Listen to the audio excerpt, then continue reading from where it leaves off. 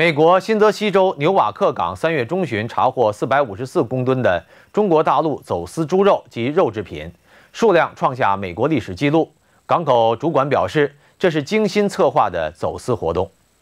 美国海关及边境保卫局3月15号宣布，新泽西州纽瓦克港查扣454公吨，大约100万磅的中国走私猪肉和猪肉制品。这是美国有史以来最大宗的农产品走私案。这批猪肉和猪肉制品透过50多个货柜走私到美国，它们被混杂地放在标示着其他货物名称的箱内，从拉面到洗涤剂，其中腊肠被藏在装有茶叶的纸箱中。 纽约及纽瓦克边境保卫局现场运营总监米勒说：“如果中国的非洲猪瘟疫情进入美国并扩散，1年会造成高达100亿美元的损失，严重的影响美国的养猪业。” 他还说，这是美国至今查扣的最大规模的农产品走私案。纽约及纽瓦克边境保卫局港口主管马隆尼说：“这是精心策划的走私。”据了解，中国是全球最大的猪肉生产与消费国，但由于去年中国大陆多数省份发生猪瘟疫情，造成猪肉供应严重不足。 中共当局近来扩大向美国购买猪肉。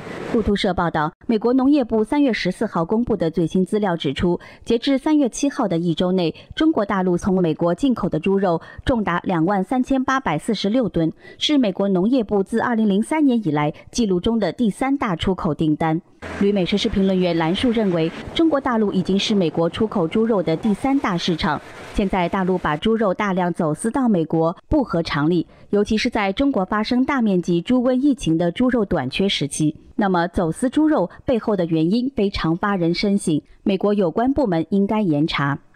一种可能性是恶意的把带有病菌的这些猪肉出口到美国。如果真正在背后有官方的背景的话，那么这种事情不但会发生一次，它还可能会发生多次。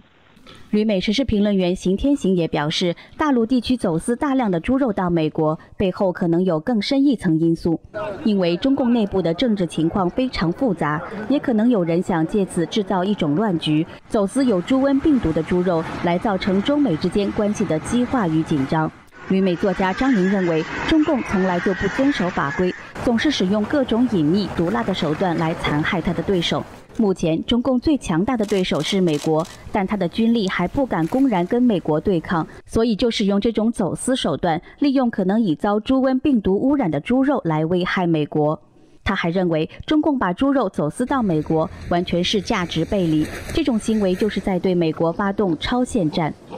中共对出口产品呢，过去几十年来有一套完整的检疫制度。一般来说呢，不会把质量差的东西出口到国外，那样会带来很大的麻烦。他这次呢，大量的高达50货柜出口到美国的猪肉制品呢，应该都是当局授意的，这是一种偷袭，是一种不宣而战，类似当年日本偷袭珍珠港。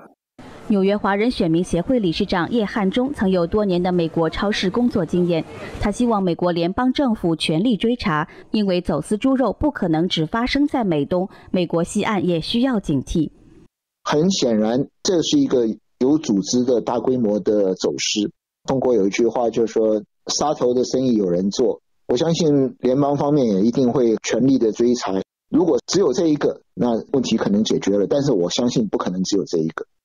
此外，中共官方3月19号宣布，非洲猪瘟防控工作取得所谓阶段性成效，在28个沦陷省份、直辖市与自治区中，已将21个省级疫区全部解禁。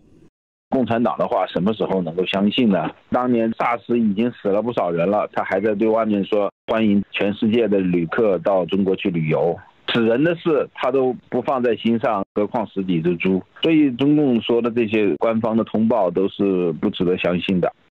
台湾农委会副主委黄金城3月20号表示，如果来台旅客所带的中国猪肉制品检验出的病毒比例降到1%，就能相信非洲猪瘟疫情解除。但是根据今年台湾海关收回的检验报告，检出率仍高，因此无法相信猪瘟疫情真的有趋缓。